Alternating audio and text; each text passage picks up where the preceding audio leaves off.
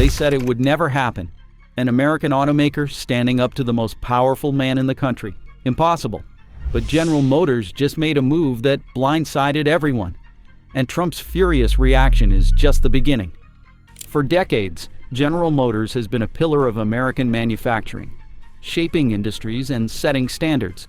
But in a stunning turn, the company has rewritten the rules, making a decision that could reshape the future of the auto industry. This is not just about one company. It's about power, control, and the battle for economic dominance. Did General Motors just outplay Trump? Will other automakers follow? And most importantly, how will this impact you? Stick around, because what happens next will change everything. What GM did to trigger Trump's wrath. General Motors made a decision that sent a clear message. It was prioritizing global expansion over the nationalist agenda Trump had spent years reinforcing. The company announced a major shift in production, increasing its reliance on international manufacturing while aggressively expanding its electric vehicle initiatives. This meant not just investing in new technologies, but also moving operations away from traditional American factories, something that Trump had vowed to prevent. For a president who built his economic vision on bringing jobs back to American soil, this was a direct slap in the face. This was not a decision made overnight. General Motors had been strategically planning this move for years, quietly setting up the infrastructure needed to secure its place in the global auto market. The rise of electric vehicles had changed the rules of the game, and the company knew that to compete with global leaders, it had to think beyond borders. The investments in international factories were not just about reducing costs. They were about securing access to key materials, diversifying supply chains, and staying ahead in the race toward electrification. This was a future-focused decision, and General Motors was willing to take the risk. The company framed its decision as a necessary evolution, emphasizing the importance of innovation in an increasingly competitive world. Supporters of the move argued that it was about survival, that if General Motors did not expand internationally, it would fall behind. But for Trump and his base, the reasoning did not matter. What mattered was the message this sent to American workers. It was not just about economics. It was about loyalty. And for Trump, there was only one way to respond. Trump's furious reaction. How he tried to fight back. Trump did not hold back. Within hours of General Motors' announcement, he was on the offensive, launching a series of public statements, interviews, and social media posts condemning the company. He called it a disgrace, accused General Motors of abandoning the American worker, and vowed that they would regret their decision. At a rally, he doubled down, rallying his supporters with the claim that corporate greed was once again undermining the very foundation of the nation's economy. Trump's frustration was not just about a single company's decision. It was about the broader implications. If General Motors, one of the most iconic American manufacturers, could make such a move, what was stopping others from following? His administration scrambled to explore options to pressure the company into reversing its course. Tariffs were on the table, as were potential regulatory penalties that could make it harder for General Motors to do business within the United States. The White House wanted to send a message, and they were willing to go to war with one of America's biggest corporations to do it. Despite the aggressive rhetoric, there were limits to what Trump could do. His administration had tools at its disposal, but the reality was that General Motors was playing a different game, one built on long-term strategy rather than short-term political influence. The company had positioned itself in a way that made retaliation difficult, using its global reach as a shield. The more Trump fought back, the clearer it became that this was not just about a single battle. It was about a fundamental shift in how major corporations were beginning to operate in a politically divided world. As Trump escalated his threats, General Motors remained steady. The company was not backing down. Instead, it was about to turn the tables in a way that even Trump had not foreseen. GM's bold counterattack. Why they're not backing down. General Motors did not just weather the storm, it fought back. Rather than apologizing or attempting to soften its stance, the company doubled down on its commitment to a global electric future. Through carefully crafted statements, media appearances, and corporate messaging, General Motors framed its decision as a bold necessary step for the industry and the economy. The company positioned itself as a leader of innovation, a business that was not just reacting to market trends, but shaping them. In response to Trump's accusations, General Motors reminded the public of its continued investments in American jobs and infrastructure. The company pointed to billions in research and development funding, new technology hubs, and efforts to transition workers into the electric vehicle sector. This was not about abandoning the country. It was about adapting to the future. The auto industry was changing, and General Motors was making sure it would not be left behind. The strategy worked. While Trump's base remained loyal to his message, many industry experts and economic analysts sided with General Motors. They saw the move as a forward-thinking decision that would secure the company's place in the global economy. Investors, too, reacted favorably, seeing the long-term potential in General Motors' aggressive push toward electric vehicle dominance. The debate had now shifted. It was no longer about whether General Motors was betraying the country. It was about whether Trump's economic policies were outdated in a rapidly evolving world. Just when it seemed like the conflict had reached its peak, another twist emerged. General Motors was not the only company making this kind of move. Other automakers were watching closely, and some were preparing to follow suit. The battle that started as a standoff between Trump and General Motors was about to become something much bigger. And as the fight intensified, the future of American manufacturing hung in the balance. The ripple effect, what this means for other automakers. General Motors' move sent an unmistakable message across the industry, and the ripple effect was impossible to ignore. Ford, Toyota, and Tesla all watched the unfolding battle between the automaker and the White House, realizing that whatever happened next could set a precedent for the entire industry. Each company had its own challenges to consider, but one thing was clear: General Motors had just altered the course of American car manufacturing. Ford had already been struggling to find a balance between profitability and domestic loyalty. The company had made headlines for its heavy investment in electric vehicles, while still maintaining production lines in countries that provided cost advantages. The moment General Motors made its move, Ford executives faced a dilemma. Would they double down on their American factories to appease policymakers, or would they quietly expand overseas to stay competitive? Toyota, on the other hand, had long mastered the art of international manufacturing. With plants in the United States and abroad, the company had positioned itself to remain unaffected by short-term political shifts. But even Toyota executives knew that a major shift in U.S. policy could impact supply chains. And that made the General Motors showdown a moment worth studying. Then there was Tesla. Unlike traditional automakers, Tesla had built its empire by controlling nearly every aspect of its production, from battery manufacturing to direct sales. Tesla had already invested in plants outside the United States, but General Motors' move reinforced one undeniable truth: the future of the auto industry would not be dictated by old rules. If tariffs, political pressure, and economic policy started interfering with business, Tesla's existing infrastructure might give it a significant advantage. But the corporate reaction was only one side of the equation. Unions and workers had their own concerns. Across the country, employees who had spent decades working in auto manufacturing saw this as yet another warning sign. Would this decision lead to more outsourcing? Would it mark the beginning of a permanent shift that put profits over jobs? Union leaders took to the airwaves, demanding reassurances that General Motors and other automakers would not abandon the American workforce entirely. Workers staged protests, arguing that if companies continued shifting production elsewhere, it could devastate entire communities. But others saw this as an inevitable transition. Technology was reshaping the industry, and many believed that rather than resisting change, the workforce needed to adapt. It was a growing divide that placed corporate interests and labor rights in direct opposition. As the dust settled on these debates, it became evident that this was not just a battle between General Motors and the White House. It was a defining moment that highlighted a much bigger issue: the widening rift between government and corporate America.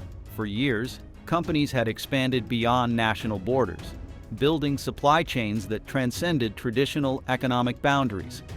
Now, with a president determined to force businesses back onto American soil, that global mindset was being challenged.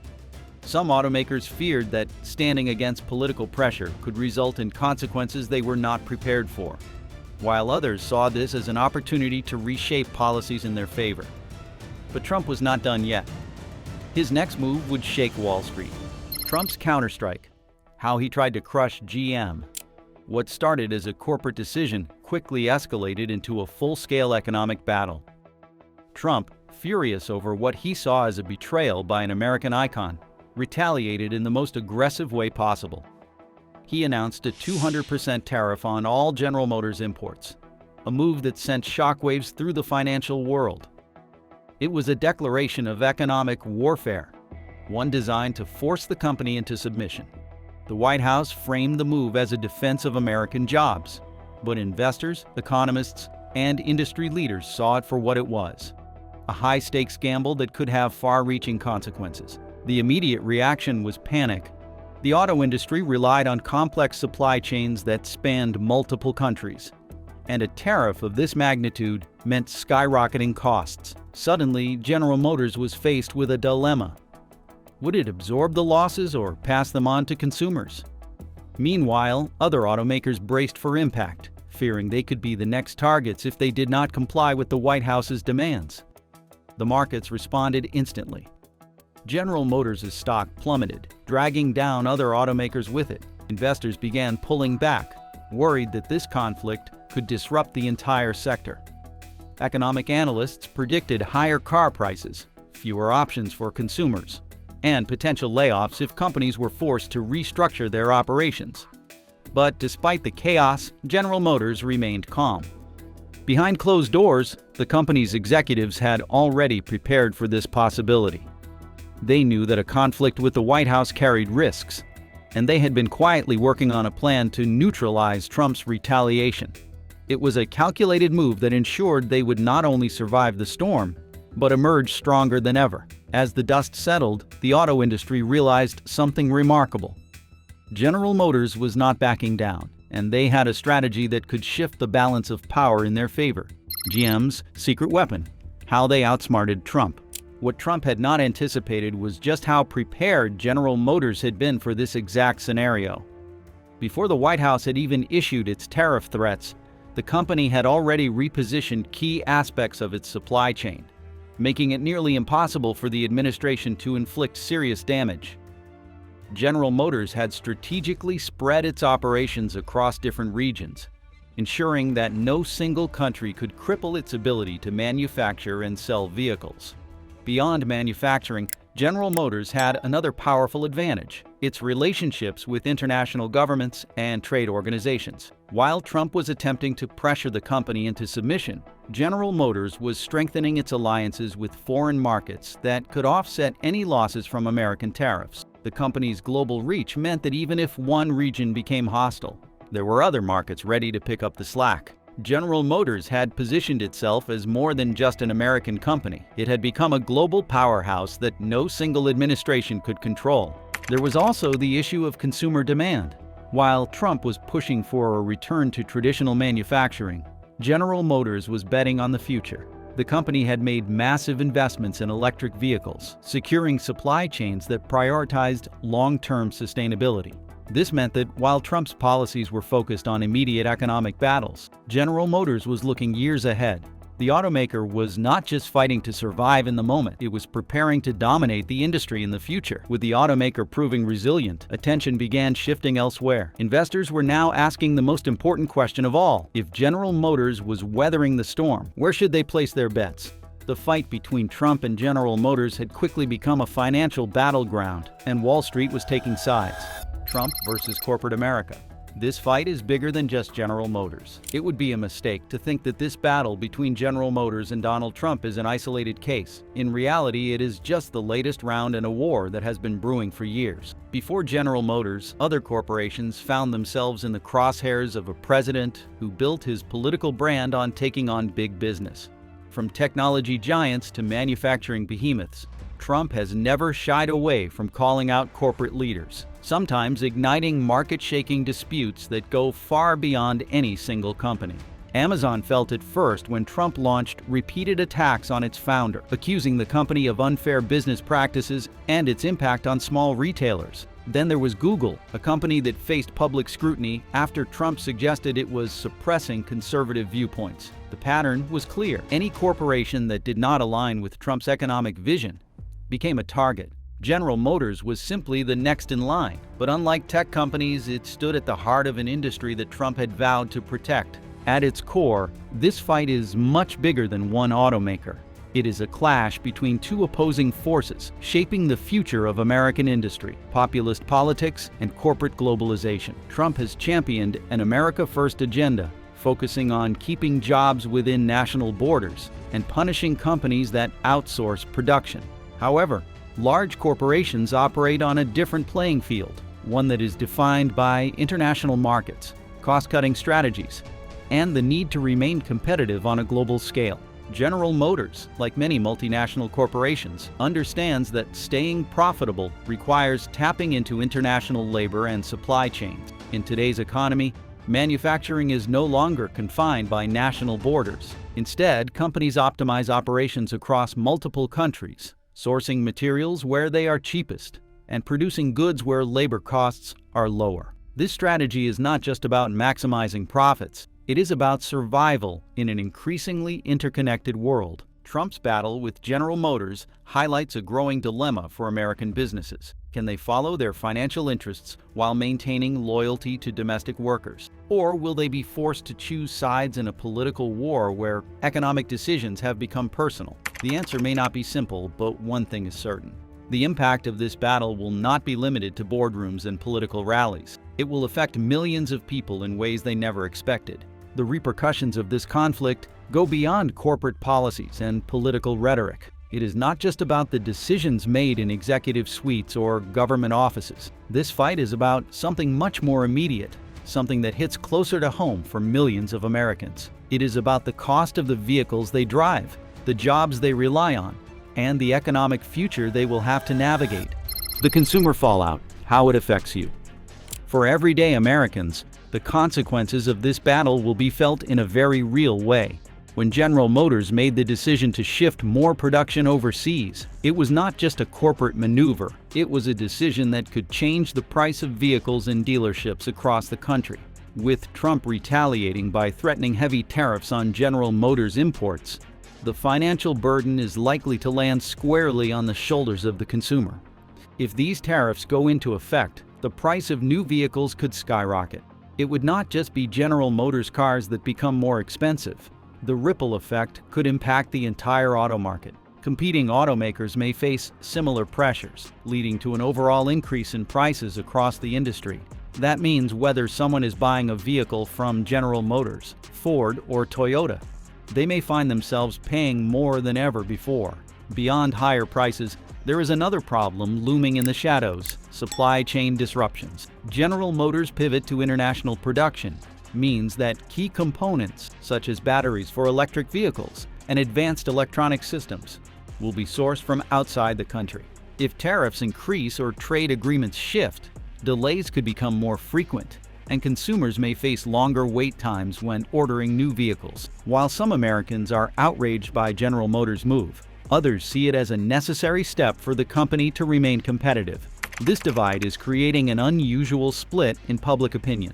On one side, there are those who believe that automakers should prioritize American workers and keep production within the country, even if it means higher costs. On the other side, there are those who recognize the realities of a global market and see General Motors' decision as a business necessity, not a betrayal. For consumers, the debate boils down to a difficult choice. Should they continue to support an American brand that is increasingly relying on overseas production? Or should they turn to competitors that are also navigating the same economic landscape? The decision may not be straightforward, but the reality is unavoidable. The battle between General Motors and Trump is reshaping the auto industry, and in the process, it is changing the way people buy and think about vehicles. As this conflict unfolds, something unexpected is happening. Just when it seemed like the debate had settled into two opposing camps, another player has entered the scene. A company that is not just changing the way vehicles are built, but redefining the entire industry. And its presence in this fight, that is where things take an even more dramatic turn. Global implications. Is this the end of American economic dominance? For decades, the United States has set the pace for the global automotive industry, leading in innovation, production, and technological advancements. American automakers have long dictated the future of car manufacturing. But General Motors' latest move signals a shift that other global powers are eager to exploit. While General Motors looks beyond national borders, rivals across the world are positioning themselves to take advantage of this transition. China, already a dominant force in electric vehicle production, is moving aggressively to fill the gap. With government-backed subsidies and massive infrastructure investments, Chinese automakers are scaling operations faster than any American company. Companies like BYD and NIO are producing electric vehicles at a fraction of the cost, while advancing battery technology at a rate few in the United States can match. China's supply chains are streamlined, raw materials are sourced domestically, and the country's consumer base is embracing the shift toward electrification at an unprecedented pace. General Motors' move has created an opening, and China is wasting no time in expanding its influence into North America and Europe. Europe is taking a different but equally aggressive approach, with strict environmental regulations and a government-led push toward sustainability. European automakers have spent years preparing for an electric future. Brands like Volkswagen, Renault, and BMW have positioned themselves as leaders in electric mobility, receiving strong government incentives to keep production within their borders. If American automakers continue shifting operations elsewhere, they may find themselves shut out of European markets in favor of homegrown competitors that are already aligned with strict regulatory standards. For the first time, American automakers are not just competing against rival companies. They are up against entire nations with government-backed strategies aimed at securing global dominance. This is no longer just about building the best car, it is about shaping the future of the auto industry at a geopolitical level. While General Motors moves toward a globally integrated approach, its competitors are doubling down on securing economic control. The consequences extend beyond the auto industry. Manufacturing has long been a cornerstone of the American economy, supporting millions of workers and serving as a key driver of technological progress. But if corporations continue prioritizing global efficiency over domestic production, the nation may face a broader economic shift, one that could mark the end of its industrial leadership. And if the United States does not act fast, it could lose more than just jobs. It could lose its entire edge in the global marketplace. The unexpected winners. Who's actually benefiting from this conflict? While General Motors and political leaders engage in a high-stakes battle, others are quietly reaping the rewards. The shift toward electric vehicles has already transformed the industry, but recent events have created unexpected winners, many of whom are thriving under the chaos. Suppliers specializing in battery production, semiconductor chips, and electric vehicle components are experiencing a surge in demand. Companies that were once hidden in the background, manufacturing essential materials for automakers, are now some of the most valuable players in the industry. With General Motors securing long-term contracts with global partners, suppliers of lithium-ion batteries and rare earth metals are seeing record profits. This has sparked a wave of investment into resource extraction, battery recycling, and next-generation energy storage solutions, sectors that are now at the center of the automotive world. Startups in the electric vehicle space are also emerging as unexpected beneficiaries. While legacy automakers struggle with political backlash and restructuring, companies like Rivian and Lucid Motors are capitalizing on the moment. Investors are pouring billions into these brands, seeing them as more agile and less burdened by outdated corporate structures. As General Motors and other traditional automakers fight political battles, these startups are pushing forward with innovation, expanding market share, and gaining consumer confidence. Even within American politics, some leaders are supporting General Motors' strategy, viewing it as an essential step for survival rather than a betrayal. Their argument is simple. Embracing globalization does not mean abandoning American workers. Instead, it ensures long-term growth, strengthens research and development at home, and allows automakers to remain competitive in a world that is rapidly changing. If American companies do not expand globally, they risk falling behind. Meanwhile, Wall Street is reacting in ways that few anticipated. Initial fears of tariffs and political tension sent General Motors stock into volatility. But seasoned investors saw an opportunity. Those who understand the long-term implications of the electric transition are buying in, while others hesitate, positioning themselves for future gains as the market stabilizes. Foreign automakers and electric startups are also attracting capital as investors shift their confidence toward companies leading the charge in innovation. But while some are profiting, others are about to face their biggest challenge yet. The automotive industry is being reshaped in real time, and not everyone will survive the transition. But what do you think? Let's know in the comments, and thanks for watching.